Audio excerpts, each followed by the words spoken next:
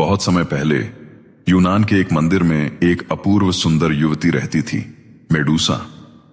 उसकी आंखें गहरी समुद्र जैसी थीं और बाल रेशम की तरह चमकते थे। वो एथेना देवी के मंदिर में एक पुजारिन थी, पवित्र, निष्कलंक और भगवान के प्रति समर्पित।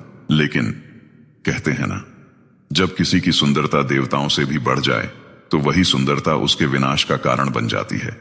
एक दिन समुद्र के देवता पोसीडॉन ने मेडूसा को देखा। उसकी सुंदरता से मोहित होकर उसने उसे पाने की इच्छा की, लेकिन मेडूसा ने उसका प्रस्ताव ठुकरा दिया, क्योंकि वो देवी एथेना के मंदिर की रक्षक थी। पोसीडॉन ने जबरदस्ती की मंदिर की पवित्र दीवारों के भीतर। एथेना देवी ने यह सब देखा और क्रोधित हो उठी, पर दुर्भाग्य से उनका क्रोध उस निर्दोष मेडूसा पर टूट पड़ा। देवी ने कहा, जिस सौंदर्य ने तुझे अभिमान दिया है वही तेरा शाप बनेगा। और अगले ही क्षण मेडूसा के रेशमी बाल जहरीले सांपों में बदल गए। उसकी आंखों में ऐसा श्राप आ गया कि जो भी उसे देखे पत्थर बन जाए। वो चीख पड़ी, अपने चेहरे को छिपाकर भागती रही, पर अब उसके पास न कोई मित्र था, न कोई ठिकाना। लोग उसका नाम सुनकर कांपने लगे। मेडूसा, वो राक्षसी औरत जो इंसानों को पत्थर बना देती है। पर कोई यह नहीं जानता था कि वो खुद अपने भाग्य की शिकार थी। सालों तक मेडूसा एक वीरान द्वीप पर अकेली रही। वो चाहती थी कि कोई उसकी पीड़ा समझे, पर हर आने वाला उसका चेहरा देखते ही पत्थर बन जाता।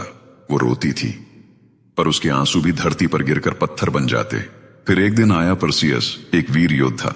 उसे आदेश मिला था, मेडूसा का सिर लेकर आओ। पर्सियस ने देवी एथेना से सहायता मांगी। देवी ने उसे एक चमकदार ढाल दी जिसमें मेडूसा का प्रतिबिंब दिखे, ताकि वो सीधे उसकी आंखों में न देखे। और फिर रात के सन्नाटे में पर्सियस चुपचाप मेडूसा की गुफा में पहुंचा। मेडूसा सो रही थी, थकी हुई, टूटी हुई और शायद पहली बार चैन में। पर्सियस ने ढाल में उसका चेहरा देखा और एक ही वार में उसका सिर काट दिया।